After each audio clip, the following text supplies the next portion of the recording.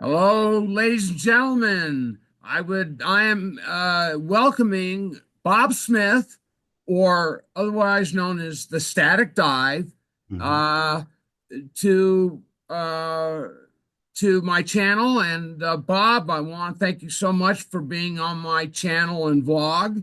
And Thank you, man. I'm very uh, excited. yeah, um, I have been doing my homework on you, and I will.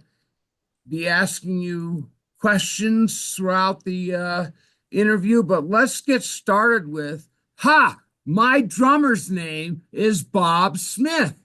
Nice. Nice. That's So, pretty cool. There's a lot of us out there. There are other famous music Bob Smiths are, of course, Robert Smith of The Cure is the lead singer and guitar player of the band The Cure from England. yeah, yeah, And yeah. Wolfman Jack's real name was Bob Smith. Okay. There you Any go. And of others? course, Buffalo Any Bob others Smith. you know of that are famous? And not cool musicians. No. Well, there was a jazz musician named Bob Smith as well. All right, we're going to be talking about jazz in a little bit, but uh, hey, Bob, I'm going to ask you a question that I have never asked anyone before, Okay, and cool. I have one burning question, and that is, give me a synopsis of the day in the life of Bob Smith. Okay. Well, that is a fair question. I mean, I do a lot of different things. So, let's see. So for these days, right? So for the most part, so what I do in my as for a living and as a person in my life, right? I'm in addition to music, so like I perform music. I just had a gig today, right? I just like before this, I was playing at a deli. I play once a week. I play from 11 to 2 at this All deli right, with a May and his one man show, friends. one man show. It's my gig, but I usually bring a friend or two. So Yeah. like this time Electric or acoustic? I play electric. You can see that hollow body right there. That Oh it's yeah, like an yeah, Ibanez copy of an old Gibson hollow body, and real like nice guitar. And so I like a play that once pretty much like all the time. 175. Yeah, yeah, that's a copy of something like a 175. So let's see Yeah, this guy here. It's a beautiful guitar. My girlfriend bought it yeah. for me a couple years ago, about 5 years ago. So this is my live guitar pretty much all the time now. Cool. So Okay. yeah. I'd break out my jazz boxes, but I don't want to interrupt the flow of the Yeah, interview. yeah. So Yeah, so uh but that was just today. Today's a Saturday, so today's not like a typical day in the life, you know. Um, I'm because in addition to music stuff, I'm an IT consultant. So I for 25 years I worked in the corporate world as well an IT guy, and then kind of worked up into management and stuff. And and now I work, and now the company I used to work for, they hired me back as a consultant to work at these a specific, very specific world of child support. So it's government contracts and shit like that. So anyway, in the daytime, lots of times I'm on conference calls, sitting here. I do everything here. I spend about 12 hours a day sitting at this in this chair, and I'll be on conference calls for most of the business day, but in the middle, in between them or after them, I'm writing articles on my blog, or I'm writing songs and recording them, in my studio here, the same place. And then we're or working with other, I have friends that I'll do a lot of collaborative, creative things with that I might be Zooming with them, my buddy Kilo and some other folks. So a lot of things, mostly sitting here in this chair doing a lot of different shit. That's what I uh do. you sound very similar to me because I'm where I'm sitting, I'm here 12 hours a day, and I'm either Zooming or on Spotify or Facebook, getting Yeah. songs uploaded, cutting up. I do a live stream every Monday night from 6 to 8, Oh, and what nice. I do is I record it, Mhm. and then I cut it up in individual songs and put those up on YouTube. Yeah, I And know. I checked out your page. It's very cool. It's it's a lot more like I do something very much smaller in scope and in audience, but I have a YouTube page too where I do some live, stuff. That, cool. but, I will nothing definitely. as impressive as yours. Oh, come on, Bob. But I'm going to ask my listeners and my audience to check out your live music. Where will they find your live music on YouTube? Yeah, I mean, like most of my actual, like what I do on YouTube is not so much live, but like I was doing like looping sessions, like here in this studio, where I'd like loop a bass line, loop in, then play the congas, and then I put guitar on it while I was looping. I kind of stopped. I was doing that because I was actually trying to write a blog post about this because I wanted to. I use Pro Tools as my digital audio workstation, my DAW, Me too. right? Me too. Me Right too. on, right on, because it's the way to go. Especially because, like me, you play a lot of live instruments. You do a lot of live tracking, and Pro Tools is just the best for that. A lot of the new DAWs, like Ableton, right, are more for like electronic music, and they work really well with that kind of like doing a looping thing, streaming, and everything else. So I did that with those, but I don't really use Ableton, and it wasn't really. I didn't. I wanted to show what I was doing. It was supposed the page is supposed to be like in the studio with the static dive, right? So I got the Pro Tools audio working is the bottom line. Going through Zoom, it's hard, but I got it to work. And now I do more of it's not really performance anymore. Now I'm like I'll mix a song, but I'll just go live while I'm doing it, talk to myself and be like, "All right, I'm going to do this, this." So it's kind of cool if anybody likes to watch the studio process of like editing and mixing songs The and stuff like that. behind the scenes with Bob Smith's Exactly. Static Dive. Got it. That's exactly right. Yeah, yeah. So Um, but that's just the YouTube thing. Most really if anybody wants to know what I'm doing. what is your YouTube channel? Static Dive. Yeah, yeah, just at the static dive. Yeah. Okay. THE static. It's dive too. Everybody says drive, but it's dive. Static Dive. dive. Dive. That's right, Uh, man. I like the logo behind you there by the way. I have no idea what it is or It's how it me. happened. You got the static dive logo behind you. Yeah, I know. I That's know. Uh, it. so the Static Dive can mean a lot of things. So tell my audience why this became your brand and the story behind it. Sure, thank you. So I was, as I said, I worked in the corporate world for quite a long time. But so kind of before I've kind of in parallel worked in business and music for my entire life, right? For a while, I worked in the music business. I worked for record labels. And I had a company called Hit Predictor and did a lot of kind of technical music. We're gonna talk about hit That's cool. Yeah, predictor. yeah. So, right. So anyway, so we'll get to that later. But after that, I worked in this sort of much more just mundane corporate world, and I would work on gigs at night and weekends and things like that. And then I was I'm a guitar player mainly. That's my main instrument. And I'm pretty good. I'm a pretty good guitar player, pretty good bass player. And everything else, I've always been a bit of a hack. I just kind of do what I need to do to get it on the tape, on tape. So I kind of committed to being better at the other instruments, especially piano. That was my first like goal was to become a better piano player. So I sort of and that happened all at the same time as COVID. And so I was working at home all the time and I was making piano music and I was getting better at it and I was writing songs because I'm too ADD to practice. I just write songs when I play instruments. That's kind of how I do everything. So, Just to interject, I'm bipolar, well, there you and go. Yeah. I mean, writing songs is my release. Right. Yeah. Yeah. Yeah. That's exactly it. And I always write. Like if I pick up an instrument, I'll just start making stuff up. That's how I do my thing. You know what I mean? So that's what I did with piano. I just started playing piano more. And by nature of doing it, I became better at it. Not good, but better than I was and writing songs. Sort of that was like, actually, that was just before COVID because right about that same time is when my dad passed away. And, my dad and I were really close. This is actually before. This is like 2017. That's really when I started. 2018, 2017, he passed away. And 2018 is really when I got serious with the static dive. So it was all before COVID. But anyway, when he passed away, it hit me, and he was a very cool dude. I mean, a very impressive guy. Did a lot. He was a painter and a writer and just a really really neat dude and like an A inventor. creative dynamo, huh? Yeah, chef, inventor. I mean, everything you can imagine. Traveled the world. Very, very cool dude.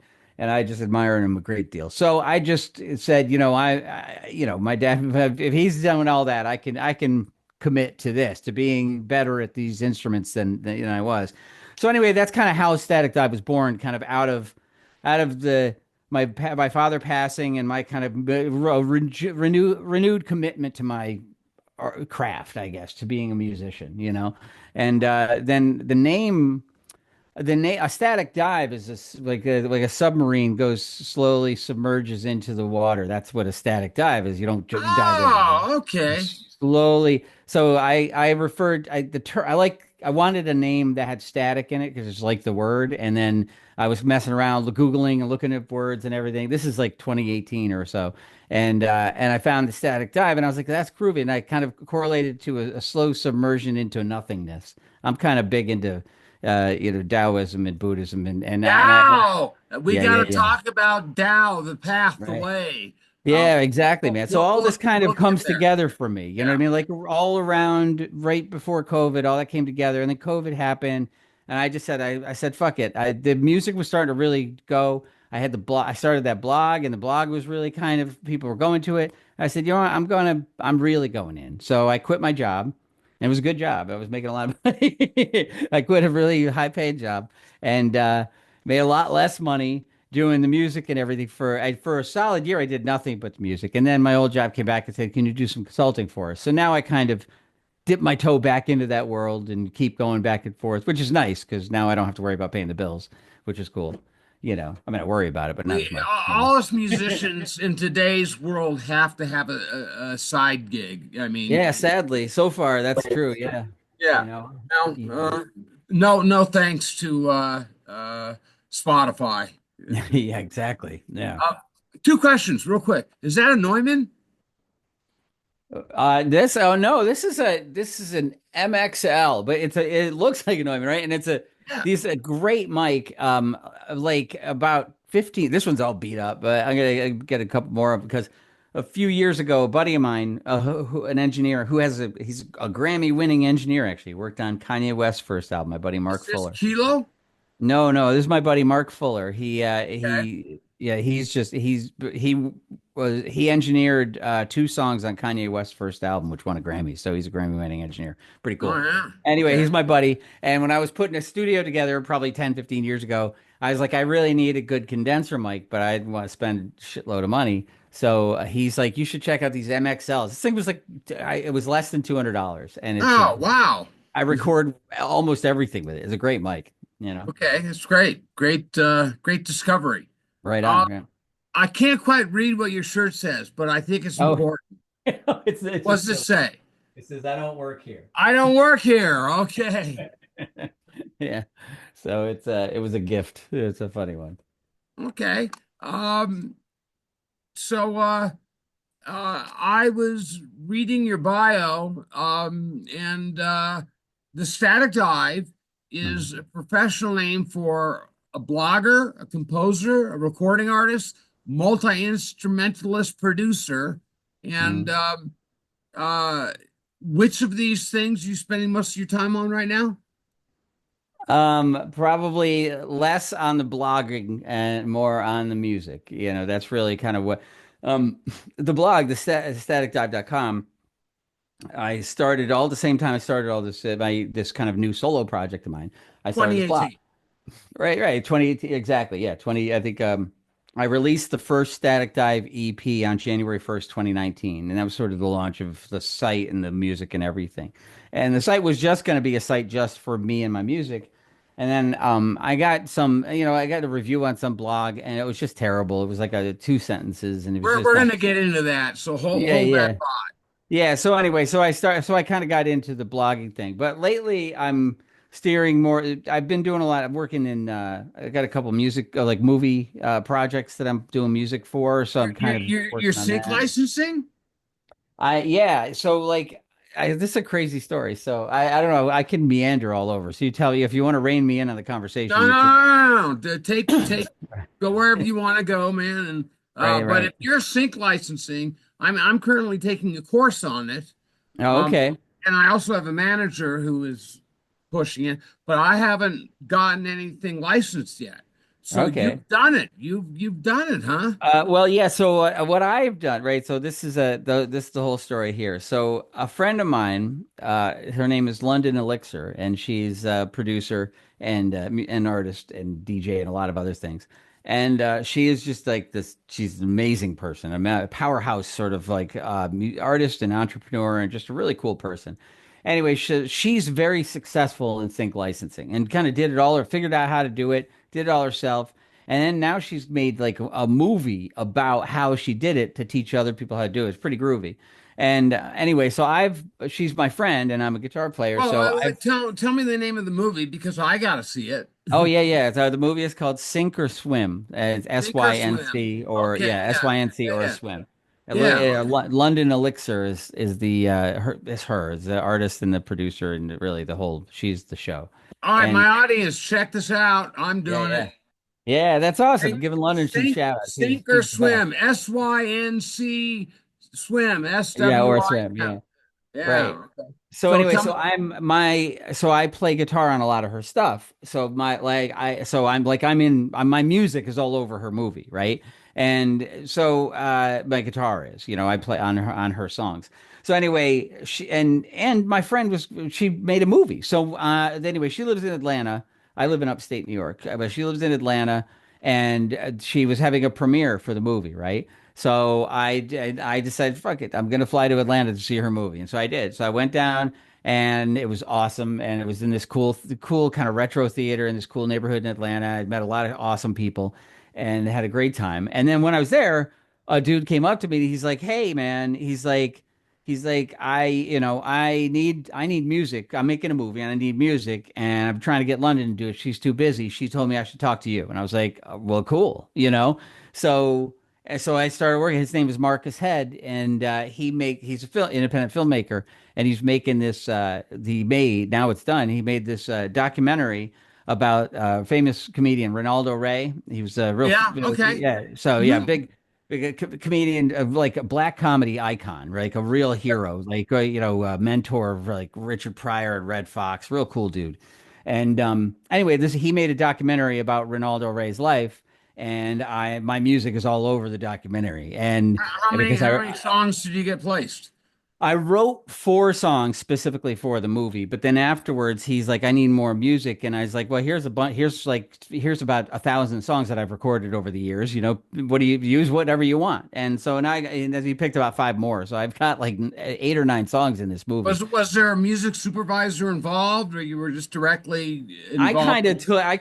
Well, I mean, he had other people working on music earlier, and then I think by the end, he and I became sort of a tag team music supervisor where we were placing, I was supplying him with music and he's dropping it in different scenes.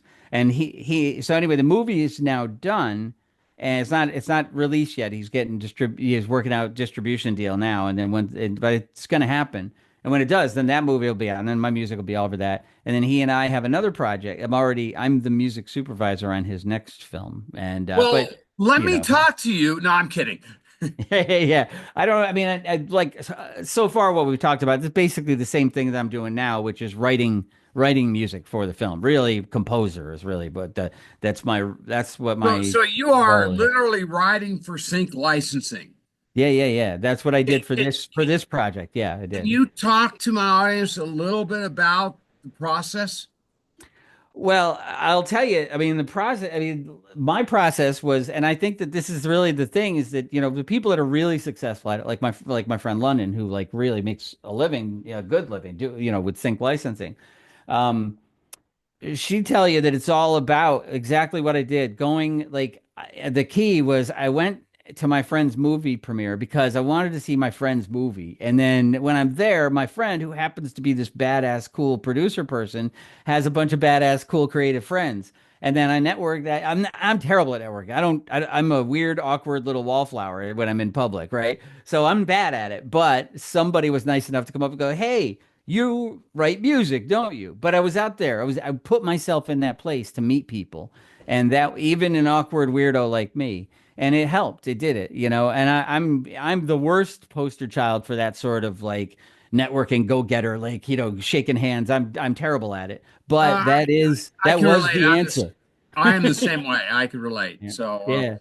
But yeah. that was the answer. But the key is to do it in ways that is comfortable for you, right? Like talking to you on this podcast, like you know what I mean. Like I knew who you were, and we emailed a bit, and I knew you from your music, and I've written about you on my blog, So I was like going to be comfortable here. I'm like, Gary's an old rocker like me. We could talk about guitars and cool shit, and it'd be great. So I knew this would be cool, and it's an example of getting out there and kind of connecting with people and making things happen. And that's the only thing I know how to. That's the only way Well, I know that it works. you're talking to almost 400,000 people on my channel. So, Well, right on, man. How you doing, everybody?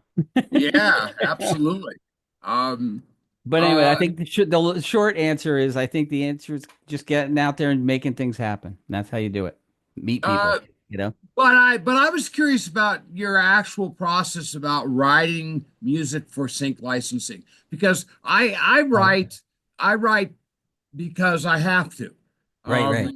Uh, I am not in a place where I'm writing for sync licensing, and I wouldn't know how to do it. Oh, I get it. Okay. Well, I guess so. I that's a good point. Why we're right? Like I used to like, mostly I make instrumental music now, right? Not entirely. I sing sometimes, but I used to I'd be a singer-songwriter, and I was I used to I don't drink anymore. I used to drink a lot. I haven't drank in 9 years, and I don't I'm vegan. I'm all clean cut and everything, But Congratulations, man. well, thank you very much. Thank you. But anyway, I used to have a, not so healthy life, and mentally that messes with your head and screws with your life. So that's a lot of good fodder for songwriting. So I wrote a lot of songs back then about my life. But now things are kind of cool. I'm cool. You know what I mean? I'm not torturing myself anymore. I'm just making things. I want to create. So now the process of I was worried about that. I was worried that I wouldn't have anything to write about anymore. And I really don't lyrically. So I don't that's why I kind of write instrumentals now all the time because I don't really have anything to sing about. But I constantly write music. I write music more than I ever did. Just because it just happens, I just play and I write music. So that's sort of my process. Is I just and then You what I you you write you is just based sit on down with your guitar and I whoop, it just comes out. I just noodle all the time. I'm just like I said, I'm a little ADD weirdo, and I just pick up a guitar and go, "Ding, ding, ding, ding," and then something cool happens. Like, oh, that's nice. What is that? And then I'll kind of repeat it and go, that's a grip, that's a cool riff, and then turns into a song. I mean, that's almost exactly my process. I've got Right. two guys that I collaborate with, and one of them I give them fleshed out songs, but just the guitar part, and Yep. then he builds out the whole song. But anyways, I could really relate. Yeah. Uh, I and do and basically the same thing, except now because I was in a band. I'm in a band called Shoe. We were yeah, SHU. SHU. That's right. And we toured. We were pretty serious back in the '90s. We were toured all over the place, played the whole college circle all over the Northeast for most of the '90s. I did that, and I so A jam band, right? yeah, we were Ska. very jam band. So it was all, yeah, it was kind of like jam band with like ska backbeat thrown in there, but it was all very improvisational, very jazzy and funk kind of oriented. And so that's kind of where I learned that kind of improvisational feel. So now with the Static Dive, I do the same thing, except I'm the whole band. So like I'll just kind of riff out something on guitar or piano or something, and then I get the bass. And I'll be like, you know what I mean? And I just kind of jam with myself. You know what I mean? I just kind of improv every instrument and then I keep what's good and then kind of go back to it. It's kind of how I rock. Uh, The whole thing. me and one of my partners call it the elephant graveyard, is where all the ideas go. And just so happens this last week when we got together for a writing session, we kind of scanned what we had in our backlog, and we found something that was just really cool. Yeah. And it's turning into a song. So I totally understand where you're coming from. It's every day for me. This for me it's my cell phone. So I'll show you real. I won't play a bunch of stuff, but I'll just show you like what am I doing? Okay, hold on a second. There we go. The memos. See if you can see the each of those little memos is a song idea. And I record Oh them all yeah. day. I Okay. record them all the time. And lots of times, so sometimes, it'll be this was yesterday. This was a little guitar thing, right? Oh, you gotta do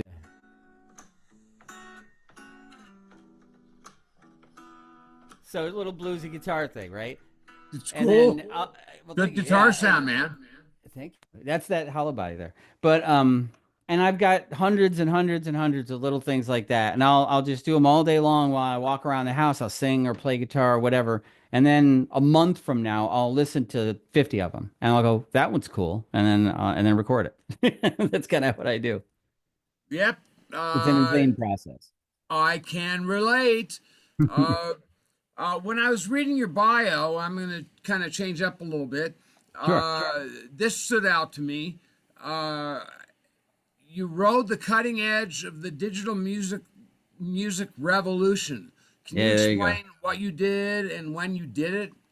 Well, a line like that just says I've been writing a music blog too long, but that's but what I did was so in about 1999, right? It was like in the 90s, like I was doing two things. I was like you said, I always have a day job, right? And I was an IT guy. Back then I was in my 20s. I was You were in working your as a 20s in 1990? yeah, my birthday is Tuesday. I'll be 55 years old. So, Well, first of all, happy birthday. My well, birthday thank was you very much. March 10th, and I Happy turned birthday, bro. 71. Rock on, man. Happy birthday. Thank So, you. so anyway, yeah. So I was in my 20s all through the 90s. That's kind of where I was, and so I worked during the day as a traveling IT guy, and at night and on the weekends, I toured around colleges playing with my band. And then in 1999, I my the, we took we the band broke up for a couple of years. We got back together. We broke up for a couple of years, and I met up with my buddy Doug Ford, who now is a big vice president at YouTube Music. He was at Spotify, but before that, he was my buddy Doug Ford, and he and I started this company with this guy Rick Biseglia, who's a big vice president from major labels. He worked for Columbia and all of them basically, and Guy Zapolian, who's this big shot in the radio business. So it was like these two big shots, and then my buddy Doug, who was sort of rising big shot, and then me, just like nerdy guitar player. And but I had the kind of technical ability, and the idea they were from the old school record business, and they were like, we need to do something on the internet. What do we do? You know what I mean? So like Doug and I kind of just started talking about ideas, came up with this sort of at the time was a pretty revolutionary idea about like kind of grassroots promotional kind of like online street team thing where we shared links and we tracked people's links and gave them credits and stuff. But then later on, where the real business turned into a real business is when we came up with this, what we called Hit Predictor. And it was basically, we the jukebox, right? And it was the song testing thing. And we would put songs, record labels, the major labels, because they knew my partners were friends with them. They gave us their releases before they came out. They would pay us to test them with our audience. And we had a demographically, broken out audience of 500,000 people. And it was pretty groovy. So anyway, we tested songs, we reported back to the record labels, and that's what I did for. How did I get there? You asked me about the. Let's talk about it. You were the founding partner and primary technical developer of Oh, that was the cutting edge of the yeah. hitpredictor.com. That's right. Um, Yeah. what exactly was Hit Predictor? When did you develop it? Hmm. I mean, Well, that was yeah. you can even get into the coding a little bit if you want to. Sure, yeah, yeah. That's exactly where I was in the story, right? I was about to get into that. So what we did with Promo Squad, we turned it into Hit Predictor, and what it was the major labels would give us their music before they released it. They would hire us to test it, market test it with our audience, and our audience was we had 500,000 worldwide listeners. We'd broken them out demographically, by age, race, sex, location, everything. And we would basically they would come in and they would get the whole thing was the listeners would earn points for every song. They'd earn a point for every song they rated, right? And they come in and be like, "What's your favorite?" We would screen them, be like, "Where are you from? What's your favorite radio station? What kind of music do you like?" Yada yada yada. And then we'd give them music based on those demographic screenings, and then they would rate them, earn points, and then they could get prizes like from the record labels. Pretty big. It was pretty cool. The value to the label is we basically told them this one's a hit, this one's not a hit, this one's a hit, and we had some big ones. We remember Christina Aguilera. The biggest one probably was Christina Aguilera. She had her album Dirty, and they released the single Dirty, and it was a stiff. It wasn't going anywhere, and they didn't know what to do. And they had the song Beautiful on the album that was this ballad, piano ballad, and they were like, that was not the image that she was putting out. That was not the direction they were going with her. But we tested the whole album, and that was the hit every time. We did it like three times. We were like, "Beautiful is the fucking hit. You should put it out." And so they did, and it was a smash. It rejuvenated her career, blew it up. So When very was few this? people know that that my little system did that, but I did. When was this? This would have been like around 2000. Well, I did the company was 2000, was from like 2000 to 2005 is when I was doing it. So that would have been like 2000. We were probably in Saratoga. So it was probably around 2002, somewhere around there. 2002, Okay. 2003, All right. something like Yeah. that. 2003, somewhere in there. Yeah. Cutting edge stuff, man. Yeah, it was pretty cool. But the crazy thing about it was that because we worked with the majors, right? And the crazy thing was how little they understood what the internet was, what technology was, what digital music was. They were terrified of it. This is like the early 2000s. Rightly so. Sure. Yeah, sure. I mean, they were rightly so because it basically did, and they were right to be afraid because record labels are not what they once were. Right. They're barely the entity that they were back 20 years ago. But largely, I think because of their fear. Like if they eventually figured out, like Apple eventually figured it out for them. Apple came up with iTunes and started figuring out a way where the like record labels could really actually make money with digital music. But they did, but that before that they didn't know what to do. And if they had been smarter, they probably would have fared better in this digital age, I think. But that's my opinion. I think your opinion is kind of right on the nose. Right. Uh, let's see. Where do we want to go from here? Uh, Interestingly, to me, you wrote regularly a byline column for Billboard magazine.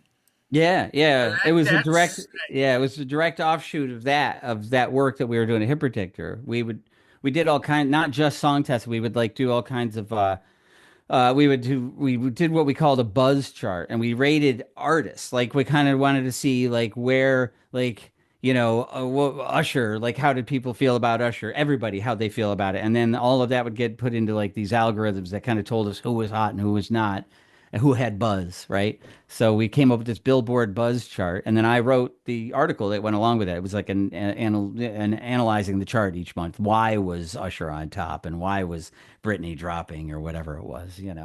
So that's yeah, it was cool. It was a cool that's gig. fantastic, man. It was a pretty cool. It was fun. It was neat. And you're so young for having these experiences Well, again, back. I don't know about being that young. There are a Uh, couple. There are like a couple of things because I mean, like I still got a day job. It's not like I'm some big successful rock and roll musician, but there are a couple of things through this career where I hit kind of the mark. I'm like, I'm glad I did that. That was one of them was writing for Billboard. That was pretty cool. Um, I played at CBGB. That was pretty cool. That was really cool playing at CBGB. And then and I went to the Grammys this year, just this past this like, the Grammys, the 2025 Grammys. So that are your first time? the last 2024. Yeah, yeah, it was the first time I ever been. So that was pretty Yeah, cool. yeah. That was a neat opportunity. So all right, Okay. I'm meandering again. You ask me No, questions and I no, bring no. you off into other topics. You're keeping things interesting. I love it. Um, Cool, cool. I'm going to change direction a little bit. So you offer independent musicians Mhm. uh, um, writing services through the Static Dive, right? Right. So tell me what uh, what I mean. For instance, you've done um, reviews for me, Right, right. Yeah. and then you get the review on Instagram, Facebook, the whole social media thing. Right, exactly. I mean, I always tell people I don't really write review. Basically writing press releases, right? Like really just like Ah, well written press releases, like a pack. I want the whole idea, the intent of it from the beginning has always been literally to help independent musicians kind of package themselves professionally, right? Like so I could create this little blog and because I know a little bit about websites and I can write okay, then I could put together a nice article for somebody for very little money and push it out to the social media and it helps them. And that really is honestly the reason. I never made all that much money doing it, but I still am doing it, but I'm kind of shifting the way that sort of press release kind of pay per article, what do you call it? Model that I've had for 5 years now. I'm I don't I for one thing, I'm kind of just busy doing a lot of other things, and I kind of really can't work on that deadline, publish 5 articles a day kind of pace anymore. Um, so what I'm doing now is I've kind of shifted how people submit their music over to Groover, which is a really cool site that I use to promote my own music. So, and then I'm just gonna write about stuff when it hits me, and I'll write about it. I'll put them, do an article once a week or whatever, and and just kind of see how that goes. I'm still writing, but as far as services for musicians, I'm still writing song pitches. So when you pitch a song, when you release a song, a brand new song before it is out, you can go on to Spotify for artists and pitch it to Spotify to try to give them your best foot forward to try to get onto one of those editorial playlists and get a million spins. So I write those pitches for musicians because I can write. So I have that service, and I write bios, artist bios and things like that. And yeah, I still do that stuff. So you can order all that from staticdive.com. And you're also a master at is it Instagram or Facebook? You know how to put ads together for one of the major social media Yeah, well, platforms. I've had ads running on Static Dive for on Facebook for Facebook and Instagram meta ads for a long time. Meta I ads. don't. There we go. Yeah, I don't really know if I know what I'm doing. I just like I've had literally like the same. I changed the pictures and stuff and changed the text, but I've just kind of had that same. I don't even know. I'm very Creative. bad at It's it, called a honestly. creative. Creative. There you go. Yeah, yeah, yeah. So the same basic model of the ad has just been running for years, and I think it gets smarter as it goes along. So now it's actually a very effective ad. But it just gets people to the website, check out what I'm doing So you're or what driving other people people are to doing. your website through Facebook ads. Yeah, yeah, yeah. I just for like $5 a day. I've been running the same ad for like $5 a day forever, and I get a lot of traffic that way. I'll tell you a nightmare. My Facebook account got hacked about a year and a half ago, and I have and through it I lost my Instagram account too, No, it sucks. and Facebook absolutely has not helped me recover whatsoever. So I have not had Facebook ads for a year and a half. Oh man. Well, if I can help you at all, I'd be happy to. Well, we'll I talk mean, about that. We'll talk about that sure. after the show. Right on, Um, man. let's let's this is a big one. So you are a Hendrix freak. Oh my God, Uh, yeah. Oh my God, I yeah. am too. Yeah, So yeah. tell me when you discovered Jimmy, what drew you to him and his music, Oh, uh, yeah. and then let's talk about what is your favorite album, and then you're gonna tell me This is the good why. stuff, man. I get goosebumps. We're talking about Jimmy. This is the best. I love it. Well, Okay, yeah. if you don't know it, I do a whole Jimi Hendrix set, Yeah, I and know, I know, I know. I was like I said, I checked out some of your videos. They're awesome, and yeah, Jimmy is my man. I love Jimi Hendrix. I started playing guitar well in 1986, right? And I was already a deep music geek. I was like way into music. I was way into like the artists that I love, and I loved Jimmy. I already knew like Dylan and Hendrix were, in 1986. I was well, 16 you years remind old. me a little bit of Dylan. So I was listening to your Well, music, and I'm oh. going, "Hey, this guy sounds a little bit like Dylan." Oh, Uh, well, probably because I can't sing, probably. no, no, that wasn't it at all. I'm just kidding. I always say that. It was the storytelling. It was the storytelling.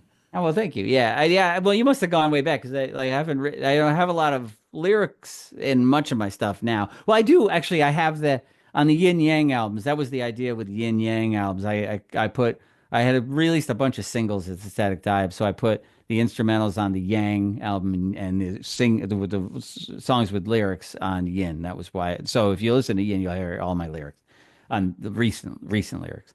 But anyway, I digress. But Jimi Hendrix. I just like I fell in love with Hendrix. I think I was probably like maybe like 12, 13 years old. I was over at my buddy's house and we were down in his brother's in the his so we were in the basement, and his brother's bedroom was in the basement. We were like picking through his records, like trying to snooping through his brother's shit and listen to his records and stuff. Hmm. And my buddy put on Hendrix, put on Are You Experienced, and I was just like, I remember the second I heard it, I was just like, what the hell is that? I was just like, what is that? I mean, like, it wasn't like music as far as I knew. You know what I mean? I was like, Yep. what is going on there? I want to know what that is. And man, it hit me, and it's ever since. I mean, I've just like that was it. I was in, and I've never left. I love Jimmy so much. Um, my favorite album is I mean, that depends, man. Like it depends on your mood. Like you could put on um like Electric Ladyland and just fly off in outer space if you're in the right mood. You know what I mean? Like you could Electric Ladyland is a transcendental experience. Absolutely. Uh, but Axis Bold as Love is just so many gorgeous moments in that album. I mean, he's just, he was and so and good, and so and good. Accessible to Love is probably one of the greatest songs of all time. Oh So yeah, yeah. as far as Just I'm ask concerned, the axis. It's great stuff, man. He was just, I mean, to say he was before his time is not even fair. He's more than that. He's like Prince. He was just out of time. Like a unique entity in the universe. yes, Brilliant. I do know. I found him when I was 13, 12, 12, I think. That's right on. Yeah, and man. and that's when the album was released. Mhm. Because I'm dating myself how far Right. back I go. Yeah. But yeah, to me, uh, I've got to say, Axis Bold Love is my favorite of his. But all Yeah, of them, it's and so good. what I have a hard time getting my head around is that he did it all from 1966 to 1970 when he That's died. exactly right. Yeah, that's the thing. It was 3 years that he made that impact on the world. And I mean, he was doing stuff before that. He's playing with the Isley Brothers, and he playing with a bunch of people. But Well, it was called the Chitlin Circuit. He was on the Chitlin Circuit. that's right. That's right. He was also in the army. He played in the army band. He was in a band Yeah, in the yeah, army yeah, too. yep. That's where he met Not Buddy a lot of Miles. people know that he was in the army. Yeah, yeah. He was they had a traveling band. They would entertain the troops and with this band, and he played guitar. And Buddy Miles. That's where Buddy Miles came from too. That's where they're Uh-huh. they're they're friends. So anyway, yeah, Jimmy is the man. And so as I learned how to play, I was always like, I always kind of had one when I was a kid. I always had one foot in like classic rock and one in modern sort of at the time modern alternative and punk and that kind of stuff. So I always like learned both. I always like kind of Jimmy and like I liked Andy Summers and from the Police. It was a big influence on me and Peter Buck of REM and guys like that. But then I was also soloing like Hendrix on top. So I kind of morphed into my own style ultimately with all those things, all those different influences. So, Well, but well, Jimmy's always been still number one. And I'm releasing a groovy little cover of Purple Haze on my birthday on Tuesday. So fantastic. I think it's my And, first Jimmy that will be cover. on Static Dive. Yeah, yeah, the Static Dive Purple Haze comes out on Tuesday. So Fantastic. I yeah, can't wait dig to it. hear your take on it. Oh, thank you. I play Purple Haze almost every live stream. Yeah, I Um, played it earlier today at my gig. yeah, So, okay. yeah. All right, I'm gonna change things up a little bit. I believe you said in recent years I've gotten pretty deeply into jazz and blues. And I'm going to tell you that in October of 2024, I joined the Jazz Accelerator developed by Coach Mark Sangwin. Hmm. And I'm still in his community. Right. But I'm also next week starting private lessons with a guy who studied under Pat Martino. Oh, nice. Wow. That's something. Yeah. Yeah, That's and cool. this is directly a student directly from Pat. So That's awesome, man. yeah, so tell me about your jazz, man. Yeah, with jazz for me, it's actually less guitar for me for jazz. Like blues, the guitar blues is all about the guitar for me. Like I love, I mean, and I am a guitar player first and foremost. So Well, let's separate jazz and blues into two different things. right, So exactly. So let's yeah, let's so talk about jazz yeah, first. right. Uh, For who me, who who is your biggest jazz influences? yeah, so pretty much always piano players for in jazz. And my Ah, probably yeah, and it's less. I think it's see it's with jazz for me. I mean, first of all, I'm not a good enough player to be like to consider myself in my mind. I mean, like I'm not like for me to say that Herbie Hancock is an influence is an insult to Herbie Hancock. I am not a Herbie Hancock. I'm not at his level. You know what I'm saying? But the music of like especially jazz from like the bebop era up to the early fusion from like sort of like early 50s to like late 60s. That's my jam, right? And I like the Columbia kind of Columbia studios like in the 50s and 60s when they were, you know, would it be like a quartet, just like this bebop quartet, like a Miles quartet or Cannonball Adderley, guys like that, you know, where it's like were you at all influenced by Wes Montgomery? I love Wes Montgomery, yeah, but you know, I guess, see, like for me, like Montgomery, I've always played with a lot of cool organ players, and Yep, Wes yep, Montgomery did stuff with Jimmy Smith, and I love Jimmy yep, Smith, you know, yep. so yeah, but like for me, for some reason with jazz, it's never been about guitar. I'm always more drawn to like the vibe, the rhythm, and the keys. I like the keys, and I like the it's like the mood it brings me to. So that's kind of where my new Static Dive music, the blue light sessions, right? All that stuff is about that. It's like kind of creating that mood of that old 50s 60s jazz vibes, you know, and in this case with mine it's a little more Latin influence. So it kind of like I always say it's like, you know, Havana in the 50s, like a jazz club Havana in the 50s. So that's kind of the vibe I'm looking for, you know. But with modern, you know, I'm doing my Hendrix guitar and all that kind of stuff too. So it's a little bit different, but you know, that's what influences me from the jazz world is that sort of that analog, you know, I've got like right back there, I got my record player back there. Pretty much everything I have on vinyl is jazz. Like everything else I Ah, listen to is digital, but jazz I listen to on vinyl because I like that. I like the sound of those studios, the sound of those old, you know, analog studios. The acoustics are gorgeous, and you just hear it all on vinyl. I love it. So that's what it is for me. It's the aesthetic of it almost, you know, well, for jazz. that is fantastic. And I encourage you on your jazz journey Oh, because thank you. it is endless and it is a vocabulary Oh, I know. Yeah, completely I know. different from in. I studied with Ted Green. I don't know if you ever heard of him, chord Yep. chemistry, Yep. and Ted got me a lesson with Joe Pass. Oh, wow. And, Okay. Yeah. and I definitely know Joe Pass. Yeah. basically, I sat and watched Joe play for 2 hours, That's awesome. and that was my lesson. I'm not But worthy. I'm not I'm worthy. not worthy. Uh, That's and awesome, man. that was right about the time I was getting into Jimi Hendrix. So I took a left turn and got into rock, blues. Um, uh, how about John McLaughlin? Is he at all an influence of Oh yours? yeah, yeah, yeah. Like so, I mean, like these are. I mean, don't get me wrong. I love jazz guitar, and these are some of the greatest players of all time. John McLaughlin. I mean, the stuff he did with Miles and like Bitches Brew and all that. That is some of the most amazing music anyone's ever made. You know what I mean? And his guitar on that is pretty. You know, he's. I think him and who else plays on that? Al Di Meola probably. I don't remember. But anyway, but John McLaughlin's all over that stuff. You know, he's great.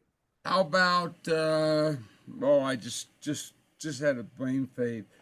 Pat, help Oh, me. Pat Metheny. Pat Pat Metheny. Metheny, yeah. Yeah.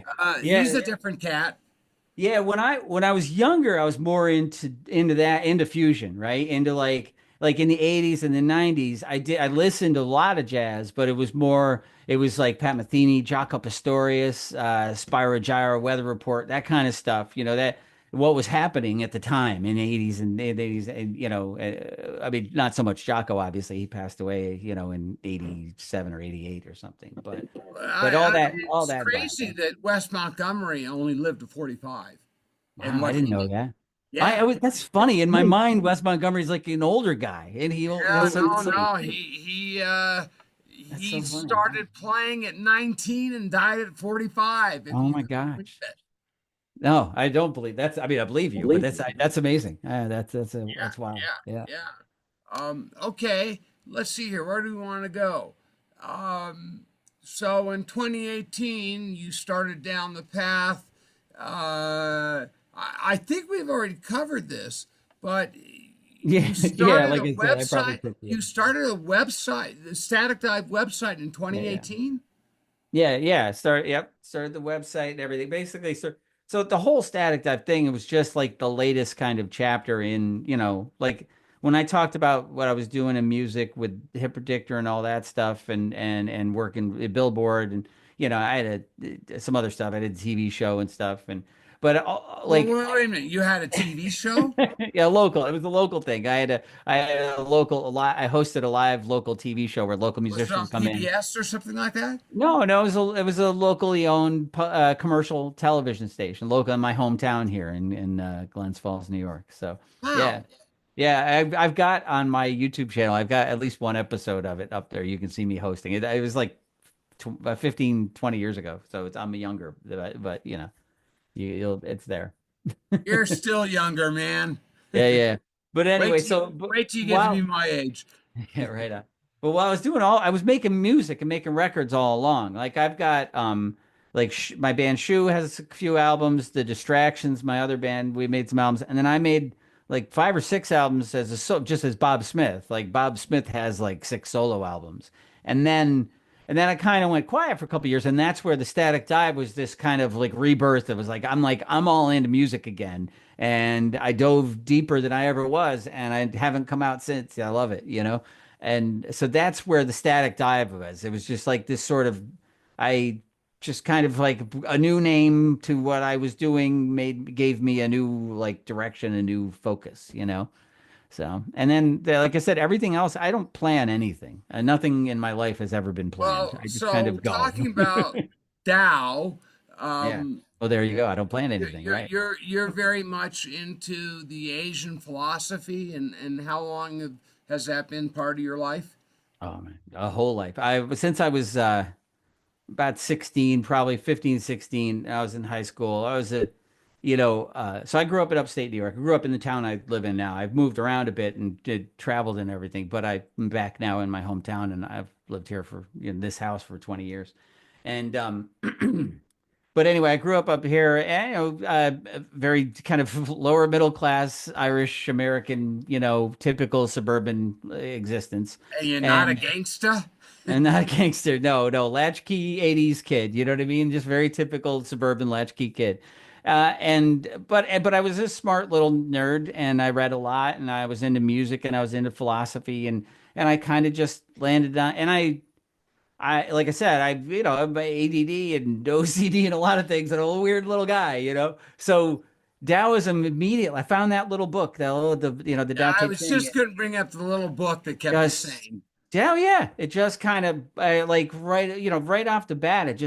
Some people that stuff is just cryptic, and to me, it has always made sense. Taoism is always that's the thing about it is that it makes sense. That's why I like it. It's just like if this, then this. It's not like you're wrong or you're right or you're good or you're bad or this is good. There's no good or bad or anything. There is just There this just is the way. is. There just is. Yeah. Yep, This yep. is. Things are just so. They are as so. You are where you are. And I mean, most people know more about Zen and Zen Buddhism and things, but Zen is really just kind of Buddhism and Taoism smashed together. You know what I mean? It's really what the Buddhists met the Taoists and they went, hey, that's good stuff. We're going to call it Zen because All right, all right. Taoism's sort of the core of all of it, really. I Hmm. love it. So. Okay. Um, I had a question in my mind and it went right out the other side because I got all down with you. Um, so I always I'm say gonna. I say I'm a leaf on the stream. That's my Tao, my manifestation of Tao in my life is Well, that I'm you a leaf just gave me a on the title stream. for a great song, "A Leaf There in the you go, man. Stream." Leaf on the Uh, stream. That's I don't I'm gonna plan. write it. I'm gonna write it and email it to you within 2 months. Nice. I Uh, love it. uh, okay, so you said then I hired a blogger to write on an EP that you released, and Hmm. the article was terrible. It was just a couple of sentences, really packed with meaningless fluff, no substance whatsoever. Clearly, had not even listened to the music. Yeah. Um, That sounds I much have had. angrier when you read it. I didn't mean to sound so angry when I wrote that, but that does sound angry. That's just me coming out. But um, uh, I have had that happen to me. Yeah. Where I had my music submitted by my press agent or whatever, and Mhm. I would get back this thing that's like, did you even listen to the music? I mean, Yeah, come well, on. that's the thing, and I mean, ever since I ever even started doing this, I've that doing that service, writing for, I've I've always had an issue with it because it's like you immediately get lumped in with a bunch of bad actors, like a bunch of people that are just there to just to to to take your money and give you garbage, and take advantage of people that don't need to be taken advantage of, people that don't have a lot. They're independent artists. They're spending all their money on their music and they're making nothing in return. And and I don't I you know and a lot of people that do similar work to what I was doing are do not have the best intentions, and I'm not one of them. I've always taken a lot of pride in the product I was giving to the artists. I wanted them to know that like I listened and I paid attention and I know what's good about your music and I'm telling people. You know what I mean? That's kind of the thing. I always say I don't write reviews, but I tell people about the music and I say this here's Gary Dranow's new song. This is who Gary is and how he normally does his thing and where he comes from. And his new song sounds like this. And this is why it's good. And you should listen to it. And here's how you listen to it. You know what I mean? And that's kind of the whole thing every time. And I just try to do it respectfully and honestly, sincerely, and what good. I want to write it well. So I've written about 5,000 of them now. Uh-huh. Okay. And literally, I'm not exaggerating that number. It's about 5,000. And Yeah. so yeah, so I'm slowing that down a bit, but I I do I'm proud of the fact that I've had integrity throughout the process. I've always, you know what I mean? I've always provided really I think a quality service for, because I actually genuinely care because I am obviously an independent musician doing exactly the same thing, paying other people for very similar services. So that's the thing. Gotcha. Well, we're gonna get ready to wrap this up. So I'll have two questions for you. The first one is, what does the future hold for you? All right. Well, as I said, the whole leaf on the stream thing, right? I don't plan a whole lot, but I know what I'm doing, right? And what I'm doing right now is as I said, I got a new single. I got the Purple Haze cover coming out on Tuesday, available everywhere. The Static Dive, DIV. FYI, I did a manic depression cover. So, Well, you should. I just did a on my when I was trying to mess around with signal testing, trying to get Pro Tools working. I recorded myself playing Manic Depression. Played bass and guitar. I did for a little da 2 minute da version of da Manic. da Yeah. da da da da So you can da watch da it. da. The funny thing is on my YouTube channel, when I first did it, I had the audio screwed up, so you can hear me play the bass, but you can't hear the beat or anything I'm playing along with. So it's just me playing Manic Depression on bass for 2 minutes. And then later I went and put the guitar on it. But anyway, what's happening next for me is I got the single coming out on Tuesday, and that is the first single of my next album, which is called Blue Light After Party. And it is a sequel of sorts to my Blue Light Sessions Volume 1 and Volume 2. Those two records, the idea was that you were basically going to a club and you were watching this band, play. The Blue Light was the club, and you were watching the house band groove out at this old jazz club. Now, the Blue Light After Party is exactly what it sounds like. The gig's over. the band and all the cool kids are going back to the manager's house for an after party and they're jamming. So it's looser. It's a different, so like instead of just the kind of Latin jazz they were doing, now they're doing Purple Haze. Now they might have a little bit of synths in there with the congas, like fun stuff, mixing it up, different styles. So that's going to come out. I haven't decided on a release date, but probably like June. It'll be that. I'll do one more single after Purple Haze and then release the album in June probably. It's all done. I've got to finish mastering it right now, mixing and mastering. But that's what's up, and then everything else going on is just more. I've nerdy IT, in other business goals I'm working on.